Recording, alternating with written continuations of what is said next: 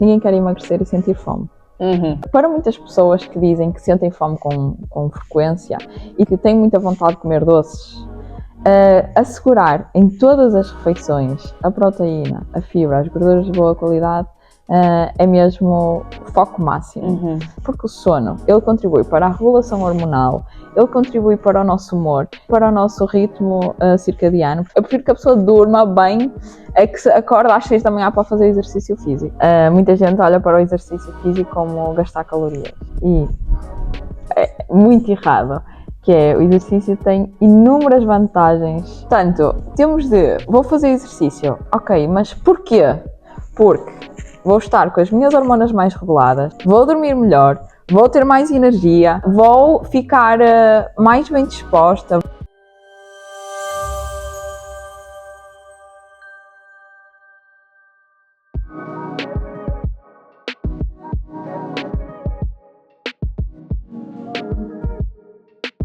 Bem-vindos ao episódio 12 do Oh My Talks. Conversas reais sobre bem-estar, personalização e hábitos que fazem sentido no dia-a-dia. Sem rigidez, com sabor, saúde e intenção.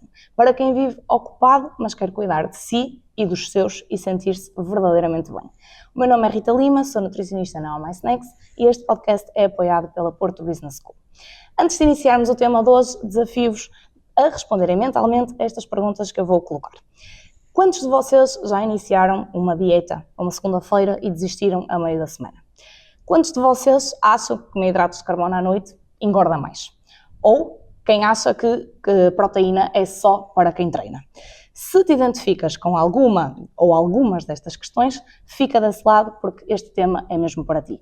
Hoje vamos falar sobre perda de peso baseada na ciência e não nas dietas da moda e como efetivamente nós podemos ter uma perda de peso sustentável e ter hábitos que nos ajudem quando a nossa agenda está cheia e acaba por ser mais difícil manter os hábitos mais saudáveis. Vamos perceber como é que a fibra e a proteína nos podem ajudar a manter-nos mais saciados e também a importância do sono, do stress e do treino de força neste contexto.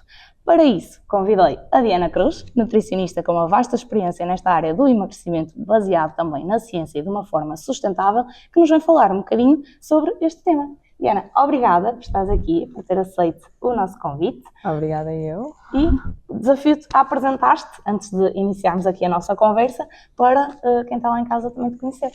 Então, eu sou a Diana Cruz, sou nutricionista, tenho uma comunidade de alunas que são as Relâmpagos e o cerne da minha ajuda é o Concretize, que é um programa de emagrecimento para mulheres, onde eu ajudo a lidarem com esta questão da alimentação de uma forma leve, simples, prática e, sobretudo, eficaz.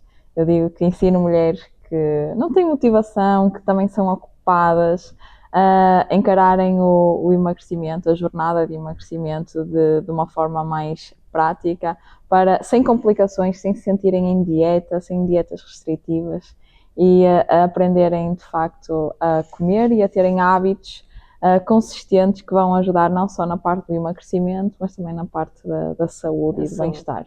Porque é acima de tudo isso que nós todos procuramos, não é? Exatamente. Portanto, e são esses hábitos que devemos mesmo cultivar, não num curto período de tempo, mas sim a longo prazo. Vamos a isto, Diana? Vamos a isso.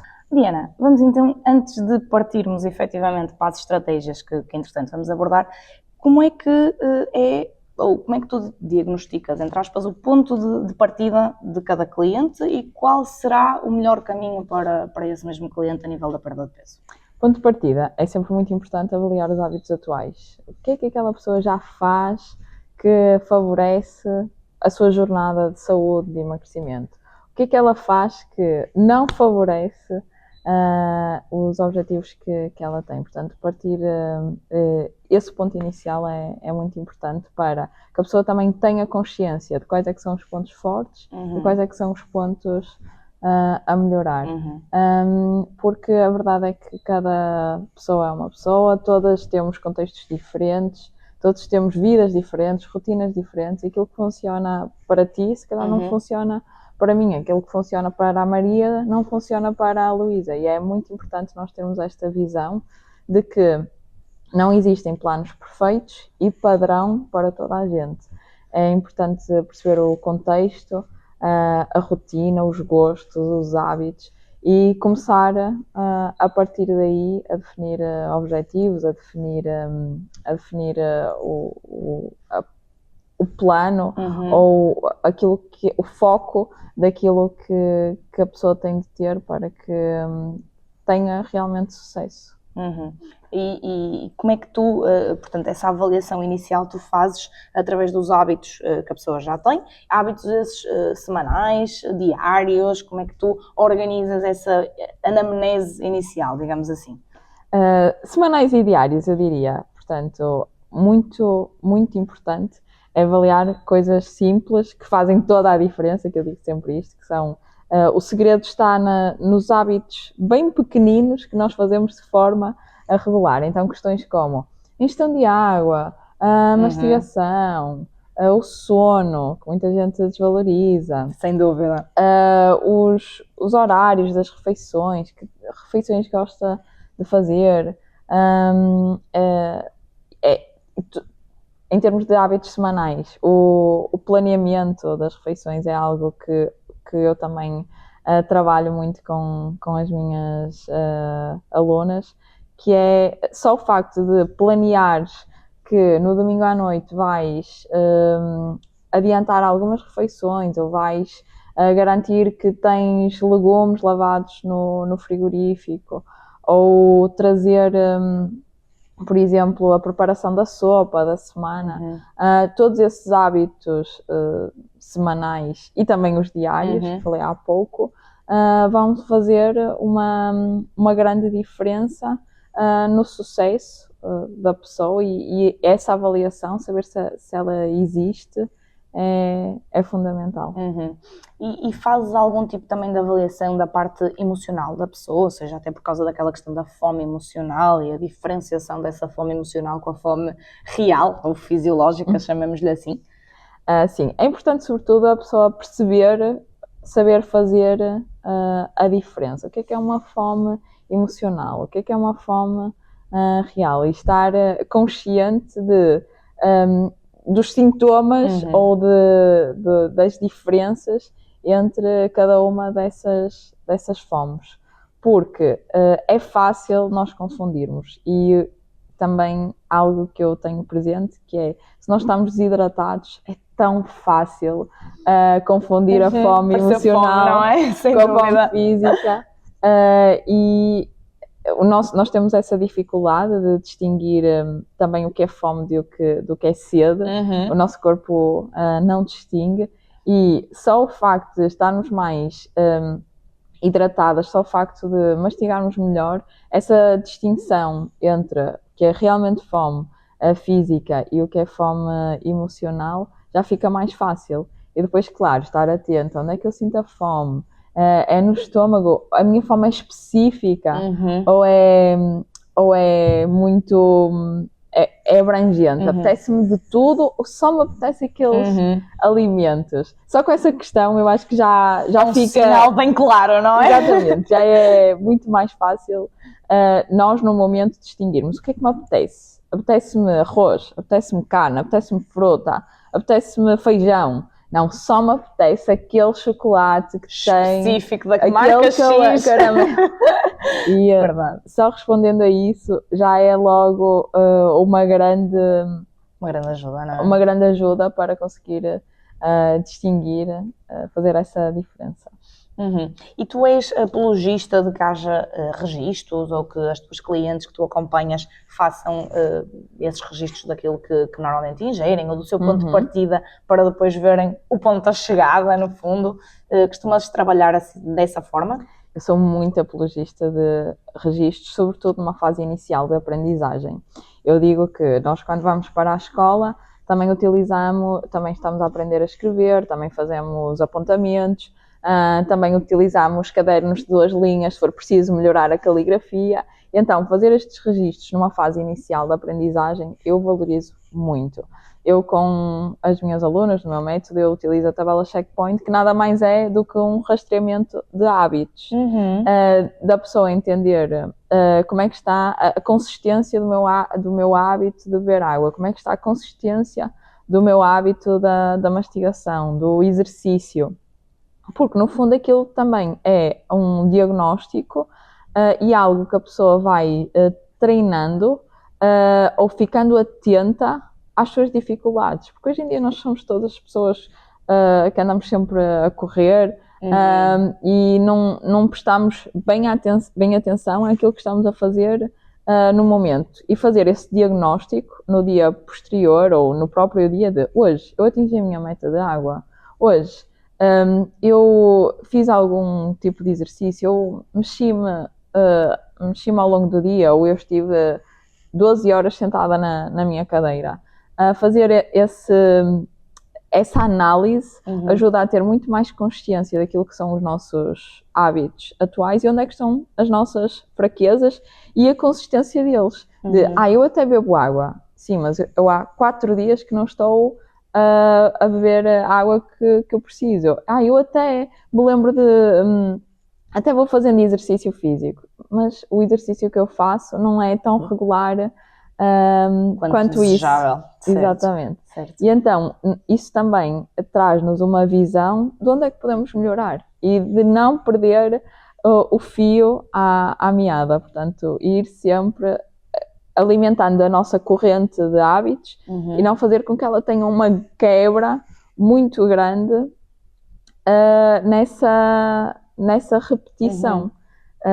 E então essa análise, desculpa Rita, eu perdi-me entretanto na tua pergunta. Não, mas já respondeste no sentido em que a análise é importante para também, seja para analisar o ponto de partida e fazer um diagnóstico, como também para dar continuidade ao processo e a pessoa também conseguir avaliar a sua consistência.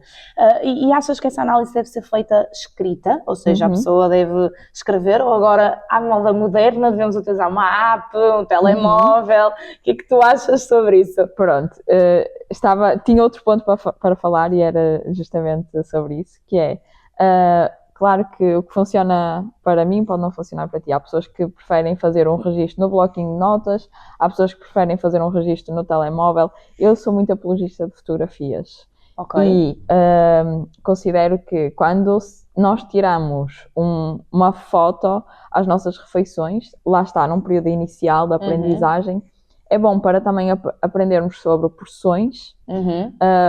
Portanto, nós estamos a tirar a foto com o telemóvel, mas também estamos com a consciência de olhar para o nosso prato, também, a atenção de olhar para o nosso prato, a fazer essa análise de quantidades no futuro, que é, eu fiz este almoço, mas eu tive fome pouco tempo depois. Não, olha, eu comi isto e eu fiquei bastante saciada ao longo do dia depois de fazer esta refeição.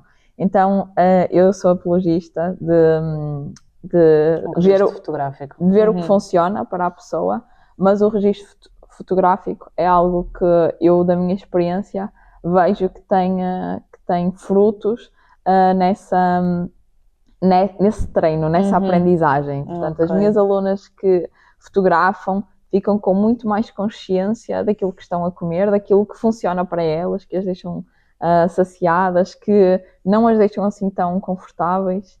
Dá para fazer uma análise um bocadinho mais detalhada, não é? Sobre cada alimento ou sobre cada refeição e o impacto que ela tem. E as pessoas aderem bem a fazer esse registro? Então, não existe uma regra de ouro que é transversal a toda a gente, mas aquilo que eu tento passar é, da minha experiência, quem tem melhores resultados faz esse registro, sobretudo numa fase inicial. Então eu tento sensibilizar as pessoas para terem essa consciência de, se eu fizer isto, eu vou ficar mais... a minha probabilidade de sucesso é maior. Há quem faça, há quem não faça, e está tudo bem. Tudo, não é? Exatamente, e está tudo bem, desde que vá ao encontro daquilo que são as expectativas das pessoas.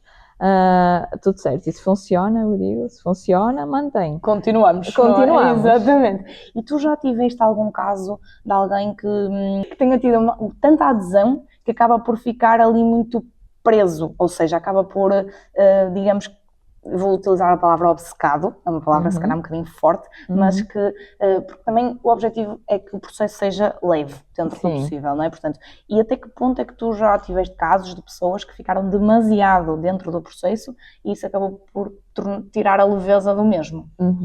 Pronto, eu sinto isso, sobretudo quando eu já tive essa, não digo essa experiência, mas eu sentia mais isso quando eu estava com pacientes apenas em consulta e que lhe passava o plano alimentar e as horas, lhe explicava qual é que era, o que é que tinha de fazer, o almoço, o lanche, o pequeno almoço, e não lhes passava o porquê. De porquê que estás a fazer isto ao pequeno almoço? Porquê que o teu lanche tem isto? Porquê que o teu almoço é assim? Quando nós não explicamos o porquê, a pessoa, se quer ter realmente resultados, ela assume que é assim e ponto. Quando nós começamos a explicar os porquês, trazer o conhecimento muito além do plano alimentar e, sobretudo, focando em hábitos, nós conseguimos trazer essa maior flexibilidade e deixar de lado essa opção de é isto e não posso mudar. Não, podes. E, por exemplo, a questão de equivalentes. Eu sei que eu estou a comer um iogurte e não, o meu lanche tem que ser com o iogurte. Não. Se tu conheceres que existem equivalentes do iogurte, tu podes alternar. Variar. E não precisas de andar constantemente a recorrer a mandar uma mensagem ao teu nutricionista a dizer posso comer isto e isto, posso? Não. Certo, és mais autónoma, não é? És mais autónoma. Para mim, promover essa autonomia é muito importante para que não haja essa obsessão e, sobretudo, eu vejo muita gente também com a obsessão das calorias, sabes? De contar as calorias e agora também aquelas aplicações todas, não é? Promovem um bocadinho isso, não é? Sim. E trazer, então, passar esse conhecimento, essa autonomia às pessoas e explicar o porquê de ou permitir as trocas, estando ela, qual é que seria a palavra? É descansada.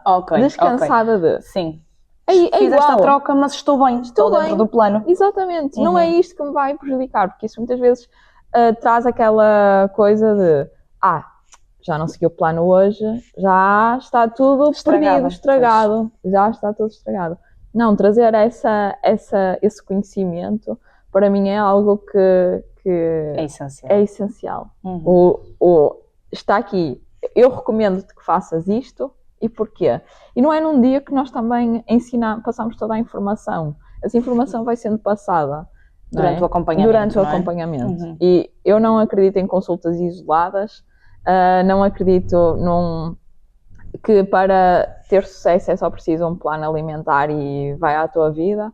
Não, o acompanhamento, na minha ótica, é fundamental para o sucesso. E agora entrando um bocadinho aqui na ciência, chamamos-lhe assim. Uma das coisas que tu falaste há bocado foi que com esses registros tu pretendes que a pessoa consiga identificar aquelas refeições que promoveram maior saciedade ou aquelas que, pelo contrário, passado 1 hora ou 2 já estão cheias de fome. Essa questão da saciedade, sabemos que tanto a proteína como a fibra são coisas que ajudam na saciedade. Tu costumas incluir este tipo de opções? Que combinações é que tu costumas sugerir, até principalmente nas refeições intermédias, que muitas das vezes, se calhar, é o mais difícil ou desafiante, até por causa do dia de trabalho, as pessoas que não param para fazer refeições intermédias. Como é que tu costumas gerir, digamos assim, estes nutrientes ou estes macronutrientes nos planos das tuas clientes? Pronto. A proteína, a fibra, a gordura de boa qualidade é fundamental para que nós estejamos confortáveis, saciadas. Ninguém quer emagrecer e sentir fome. Ninguém quer emagrecer e sentir fome. Isso é algo que desconforta imenso. Aliás, nós, como seres humanos que somos, não estamos preparados para isso. Nós queremos sempre assegurar a nossa sobrevivência e estamos constantemente estressadas, com fome, e isso é meio caminho andado para o nosso cérebro nos convencer a desistir. Então, assegurar a nossa saciedade é fundamental. Estarmos confortáveis, estarmos bem, permite-nos viver o processo com leveza. Aliás, eu digo que Se eu estiver a tentar dormir com fome, eu tenho muito mais dificuldade em dormir. Se eu estiver a tentar trabalhar com fome, eu tenho dificuldade em trabalhar. Portanto, assegurar a nossa saciedade é fundamental. E esses nutrientes que falaste, da fibra, da proteína, da gordura, são primordiais para que nós estejamos confortáveis, saciadas e também para nutrir tudo aquilo que o nosso corpo precisa em termos de construção muscular, etc. Mas em relação a propósito da fibra, eu digo que a fibra é como uma rede que está dentro do nosso, ao ingerirmos, vai atravessar o nosso sistema digestivo e vai atrasar o percurso. Isso ajuda em inúmeras situações, nomeadamente ajuda a que a digestão seja melhor, a absorção de nutrientes seja maior, que a saída, a passagem dos alimentos no nosso estômago, no nosso intestino, seja mais lenta e que haja mais plenitude. Então, para muitas pessoas que dizem que sentem fome com frequência e também para muitas pessoas que dizem que têm muita vontade de comer doces, assegurar em todas as refeições a proteína, a fibra, as gorduras de boa qualidade é mesmo o foco máximo. Como é que nós podemos trazer... Sim, era isso que eu te ia perguntar, se consegues dar alguns exemplos práticos de como é que as pessoas podem efetivamente trazer isso para o seu dia-a-dia. Pronto, como é que nós podemos trazer isso? Básico dos básicos, que é exemplos para os lanches e para pequenos almoços. A fruta, fibra, um iogurte, um queijo, um ovo, ou então também podemos trazer os tremoços como fonte de proteína. No caso do tremoço, além de uma fonte de proteína, é uma fonte de fibra. E depois as gorduras monoinsaturadas, temos as oleaginosas, as sementes. Então assim, não tenho ideia nenhuma do que comer ao lanche. Opção básica: uma fruta, oleaginosas ou sementes, e depois o iogurte, o queijo, o leite, ou então uma bebida vegetal para quem consumir.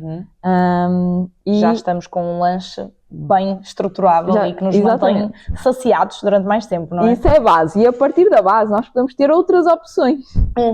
Que é os ditos equivalentes que tu falavas há bocado, não é? Portanto, se eu não for consumir o iogurte, posso ir buscar um queijo com uma composição nutricional semelhante, ou posso ir buscar o leite ou a bebida vegetal, até o próprio ovo, como fonte da proteína, como fonte dos hidratos. Normalmente para a fruta, que estávamos aqui a falar há bocado, que outras opções é que tu costumas também dar como benéficas neste contexto? Eu também gosto de trabalhar muito com a aveia, porque é muito versátil, dá para fazer inúmeras variações.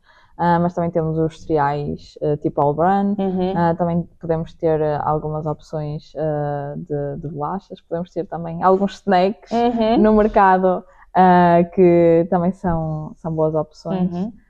Portanto... já há um conjunto, uma variedade interessante, não é? E até pegando agora nos snacks que tu falaste, como é que tu dirias, assim, de uma forma mais resumida que tu conseguires, o que é que a pessoa deve estar atenta quando lê o rótulo de um snack, por exemplo? O que é que a pessoa deve estar atenta? Sobretudo, eu acho que o foco máximo deve estar na lista de ingredientes.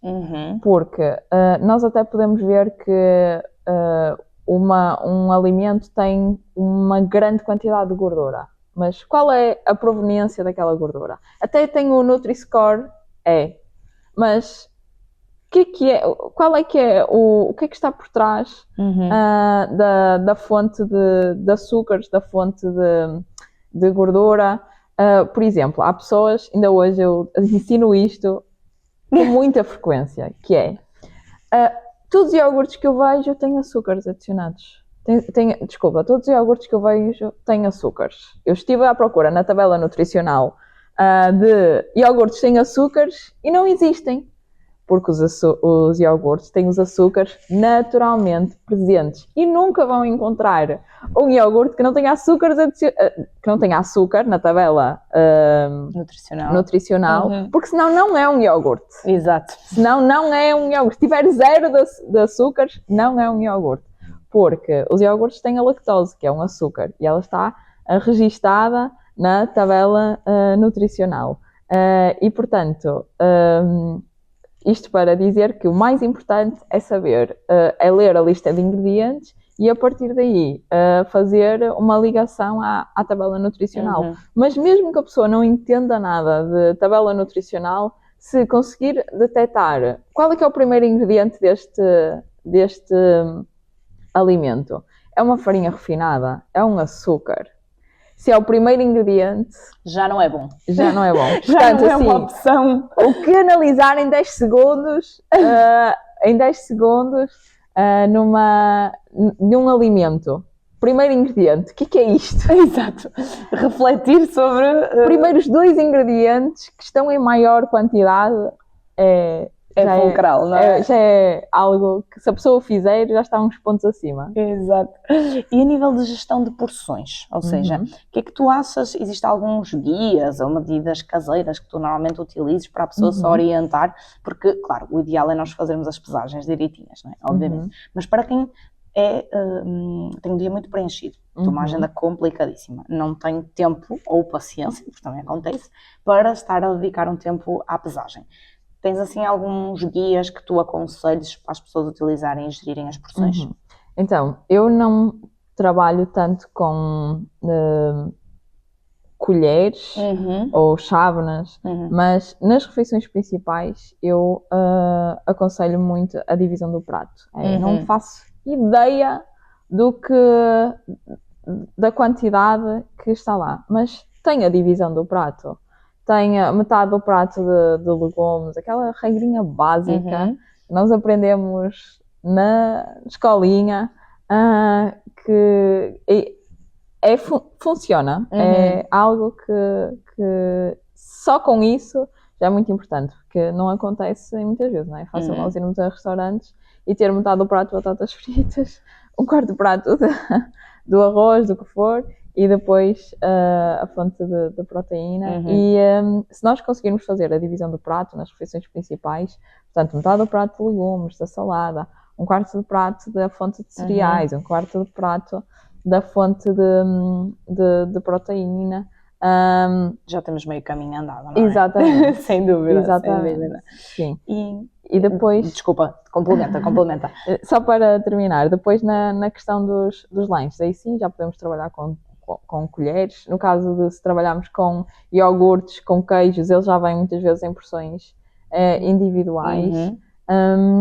E a fruta, eu digo sempre, também é algo que eu passo, que é se nós tivermos uma boa alimentação, é fácil poupar dinheiro. E algo que eu ensino é escolher as frutas de menor calibre. Não precisamos de ter frutas gigantes também, e que normalmente não correspondem a uma peça de fruta, mas às vezes há umas que correspondem a 2 e a 3, facilmente, verdade.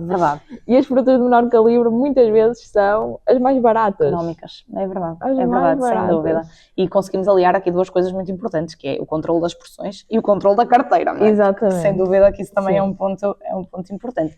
Isso leva-me à minha próxima pergunta, que é sobre o planeamento, que foi uma das coisas que tu também falaste, que semanalmente é uma coisa importante da pessoa fazer. Muito e ajuda nos resultados, correto?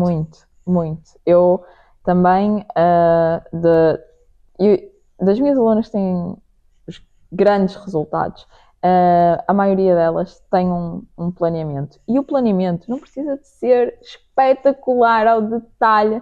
Não, às vezes é um planeamento como: eu planeio ao domingo ter a sopa da minha semana. Eu planeio no dia anterior ao meu dia de trabalho deixar a minha marmita já orientada, para não ter de recorrer às máquinas de vending, para não ter de parar na pastelaria. Trazer isto de não é fundamental tu teres um planeamento espetacular ao detalhe, mas ter um planeamento básico de ter as compras feitas, ter alimentos SOS para salvar uma refeição que foste cozinhá-la em cima da hora, ter esta noção de prever o amanhã, ou de preparar o amanhã, ajudar o nosso eu da amanhã, destes dias da semana, facilita muito os resultados. Agora, claro, viver no imediato, deixar sempre decisões para a última da hora. O que é que vou almoçar hoje? Não sei, depois vê-se. O que é que vou lanchar hoje? Não sei, depois vê-se. Existe sopa da manhã? Não, nem sequer comprei, nem sequer tenho frigorífico ou congelador com alguns legumes, com uma fruta. Aí fica muito mais desafiante, não é? Então, assim, não tenho varinha mágica, lamento, não tenho. E acaba por ser essencial, porque pegando ao domingo, fazendo logo esse planeamento, as semanas depois também acabam por, quer as compras, já está tudo muito mais alinhado para durante a tua semana conseguires ter opções mais interessantes. Portanto, isso dá logo um upgrade, digamos assim, no teu dia e no facto de conseguires aderir ao plano. É ajudarmos o nosso eu da manhã. Ele não vai estar. Eu já o ajudei, não é? Quando a nossa mãe, alguém assim, olha, orientei-te aqui a casa, orientei algumas tarefas tuas, ajudou-nos o nosso eu do futuro, não é? Da manhã. E se nós fizermos isso para nós próprias... Excelente. Exatamente. Muito bem. E agora falando naqueles que muitas das vezes, e que tu também já tocaste nisso, são um bocadinho considerados invisíveis, que é o caso do sono, é o caso do stress, o próprio treino de força, que há muita gente que acha que estando num processo de emagrecimento só pode fazer cardio, portanto, zero treino de força. Portanto, como é que tu trabalhas estes invisíveis, digamos assim, na tua consulta e no teu acompanhamento com as tuas pacientes? Mais uma vez, é ensinar que esta informação não é... são, como tu dizes bem, invisíveis, são coisas que não faz assim tanta diferença, que muita gente não valoriza da forma que devia, que é necessário. E quando nós trazemos várias vezes para cima da mesa a importância, as pessoas ficam, pois, realmente é algo que eu desvalorizo, é algo que eu preciso de cuidar. Eu digo que, inclusive, eu até recomendo a algumas alunas minhas lerem livros sobre o sono e a não desvalorizarem isso, porque o sono, ele contribui para a regulação hormonal, ele contribui para o nosso humor, ele contribui para o nosso ritmo circadiano, portanto, o relógio natural do nosso corpo.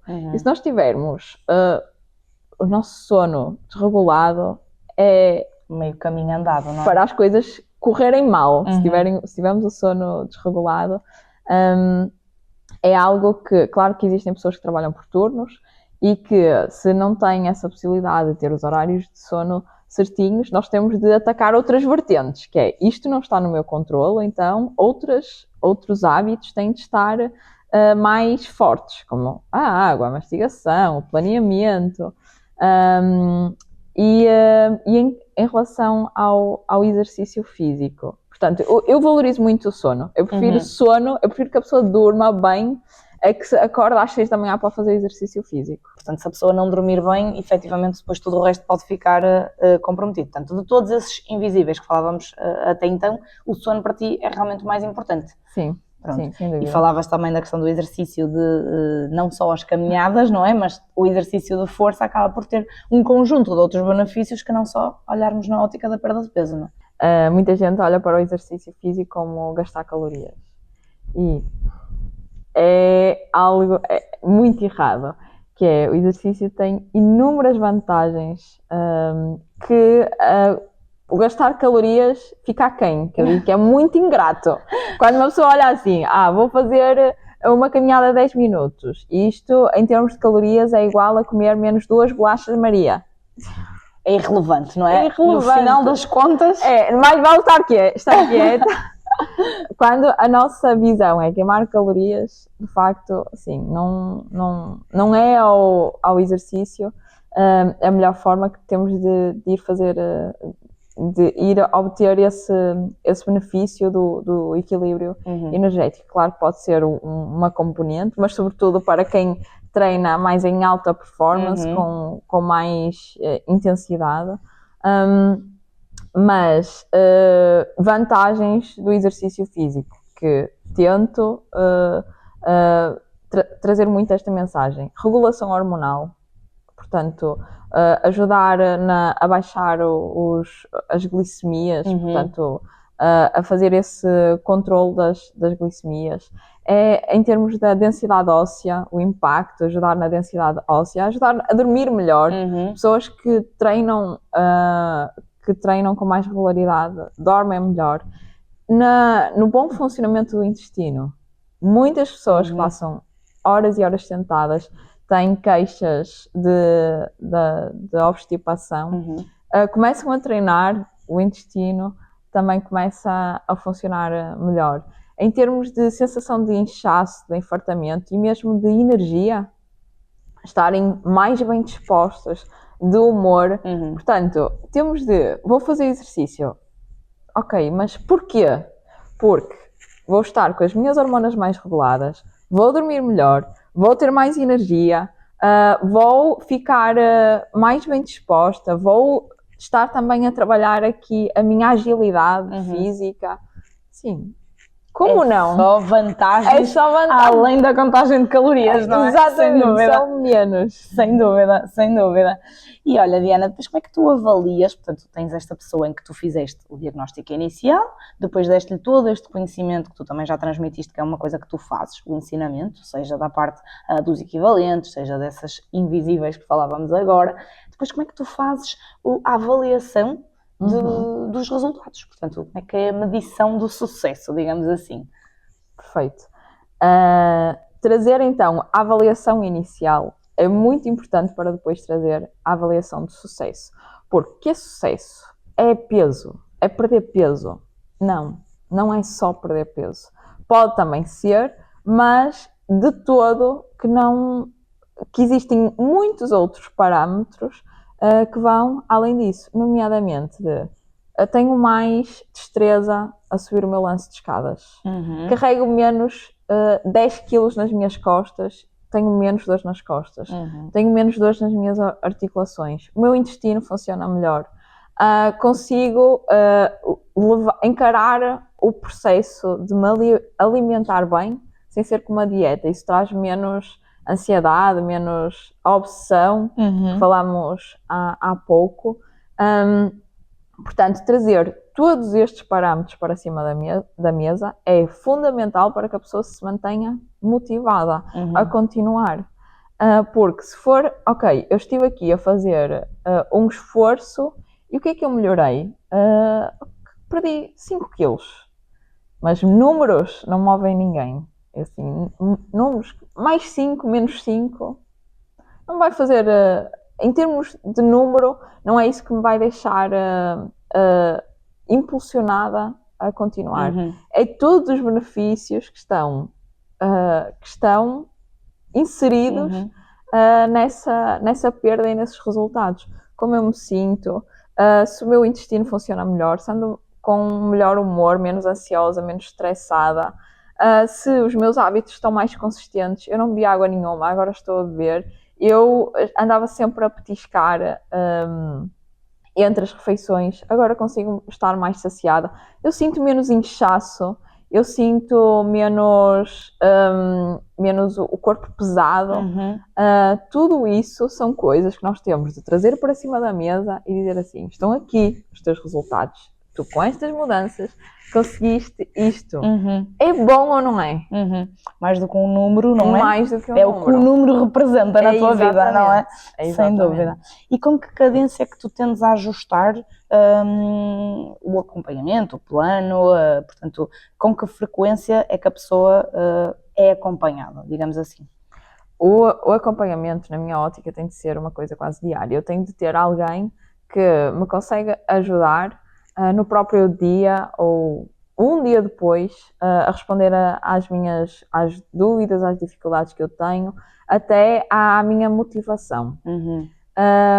Agora, em relação a ajustes no plano, eu não sou apologista de trazer um plano a cada uma semana, que é, se eu me estou a adaptar a um plano, a uma estratégia semanalmente, quando eu já estou a ficar adaptada, eu já estou a trocar. Então é assim, existe sempre uma coisa base. E nós, dentro daquilo que é a base, vais aplicar, vais dizer o que é que funciona e o que não funciona. E o que não funciona vamos mudar. Então, trazer algo que é uma base e depois, quando fores aplicar na tua vida, vais ver aquilo que funciona e aquilo que não funciona. E aquilo que não funcionar, vais-me dizer o que é que disto não estás a aplicar? O que é que destes horários não estão a ser aqueles que funcionam para ti? Portanto, eu acho que deve haver um acompanhamento regular, mas não é necessário andar a trocar planos a todas as semanas. Sim, é personalizar acima de tudo o acompanhamento e garantir que a pessoa está confortável, mas também garantir que essa adaptação acontece, não é? Exatamente. Portanto, a pessoa está, nós somos, os seres humanos são de hábitos, não é? Portanto, criar o hábito é super importante para conseguir fluir bem no processo. Totalmente. Muito bem. E agora, Diana, vamos fazer assim um flash de mito ou verdade. Portanto, eu vou disparar aqui umas frases e tu vais-me dizer mito ou verdade. E se quiseres complementar alguma dessas frases, estás à vontade para o fazer. Portanto, a primeira, e muito conhecida, é os hidratos de carbono à noite engordam. Claro que é um mito. É muito mais importante aquilo que a gente come ao longo do dia. À noite pode haver uma maior... O nosso corpo não está tão preparado para a digestão.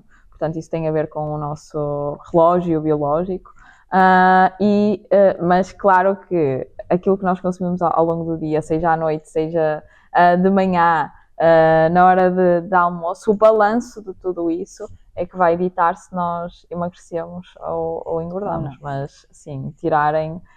eu até entendo que haja pessoas que preferem fazer refeições mais leves à noite, mas não é isso que vai ser fundamental, que vai ditar os resultados. Ou seja, se eu até quero fazer uma refeição mais leve à noite e sinto melhor com isso, ok. Mas agora, levar isso como é isto que me vai fazer emagrecer? Não. Proteína só para quem treina? Ai, não. Mito, totalmente mito. A proteína é um macronutriente importantíssimo, não só para quem treina, para quem se trabalha, se mexe, se exercita, para quem está sedentário, para quem está acamado. Importante para todos. Na medida certa é importante para todos. Exatamente, na medida certa. Hoje em dia também existe assim muito esta questão de tudo que tem proteína é bom.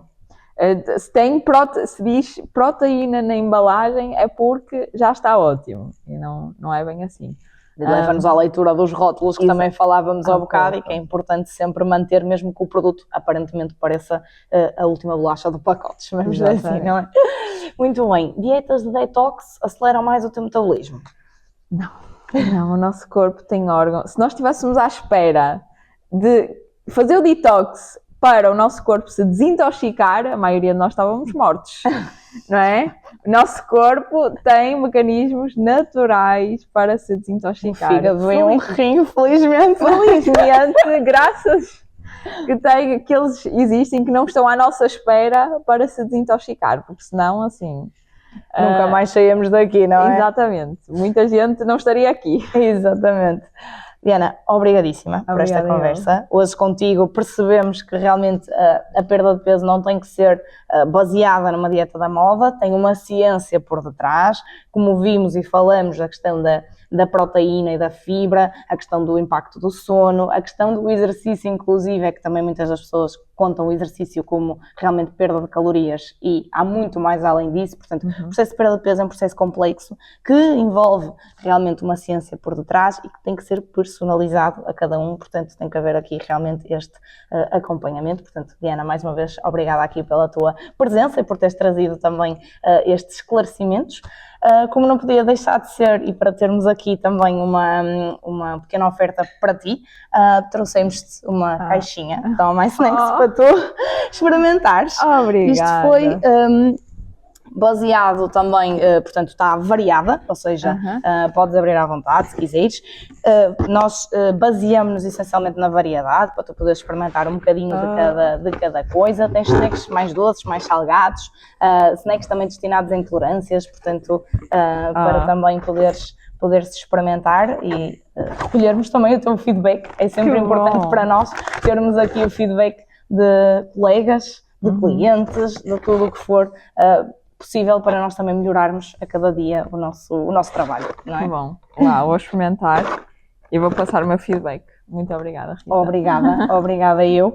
A quem nos ouve, partilhem este episódio com quem realmente ainda não sabe estas questões que foram abordadas sobre a perda de peso, em quem vive ainda um processo de perda de peso não sustentável, em quem se baseia em dietas da moda, em quem tem fome e faz aqueles lanchinhos menos equilibrados às 7 da tarde.